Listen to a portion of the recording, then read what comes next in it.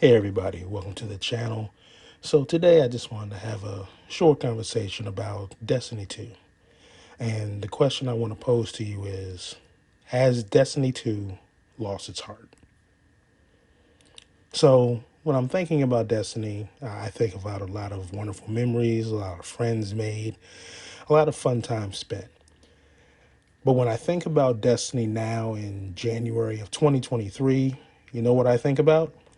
Bugs, glitches, times down, things not working, trying to do simple things like a public event that doesn't trigger enemies that are supposed to show up so that you can progress and try to make it a heroic. And these are the type of things that just makes you wonder, is the heart still in Destiny 2 or has it become just too big to fail? Now, when you're thinking about things that have become too big to fail, rarely do you think about video games. But let's really think about what Destiny 2 has become and where that genre started at. It started with basically Destiny. No one else on a console really had a game like that. And then you saw a whole bunch of copycats. We can go down that list. We all know we can. You got your Divisions. You got that other game which I don't even mention because of how badly it was and how quickly it just evaporated from the atmosphere.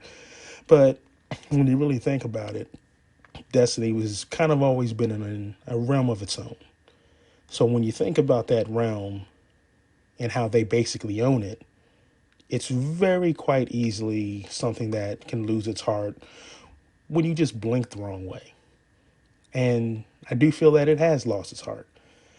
I have a good amount of friends, some of them who were Destiny mains, like that was their main thing, and they're gone. Now you may ask, well, maybe they just took a break. It's been a long break. It's been about 2 years. So is that a break or is that a give up? Or maybe it's just a graduation to something that they find that entices them more. And despite Destiny trying to change this and change that, we're going to let you weapon craft, which is bugged. We're going to let you do more with trying to use these umbral engrams, which give you so many of them that you just end up deleting them because they just start taking up space because you get so many of them. We went from complaining about blues to them saying they were going to limit how many blues we got to that not really happening to umbrals just being everywhere. There are times my postmaster is just filled with umbrals. Think about that. Just filled with umbrals. Now, if I felt like crafting everything or going to previous seasons and getting every weapon, which if you play regularly like I do, you probably already have, do you really need all these umbrals to go remake those same weapons over and over? Potentially, but let's be honest. As soon as you get what you believe or what has been talked about as a God roll, you're done. You move on.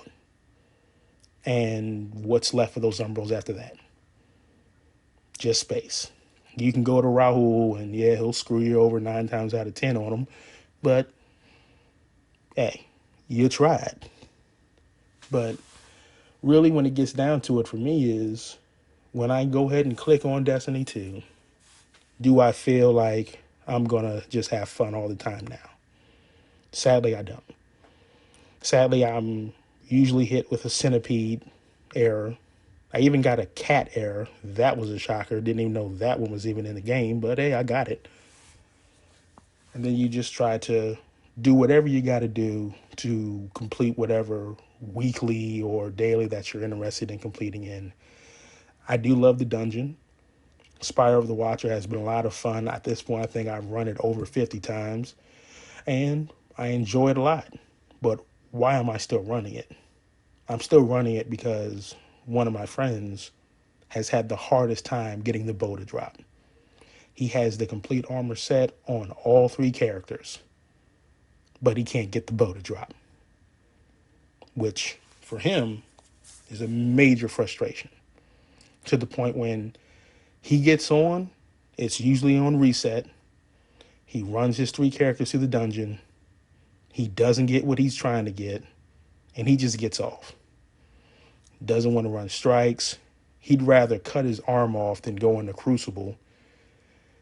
And that was prior to AE and during AE. And we'll see what happens now that we're in the after AE phase. But let's be honest, he doesn't want to go into Crucible.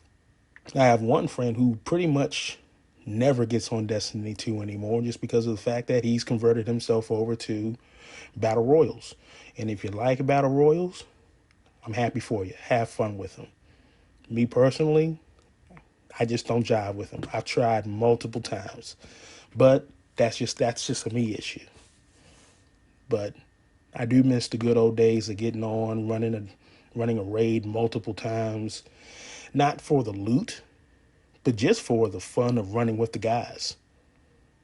And that's what Destiny used to own for a lot of the people I gamed with.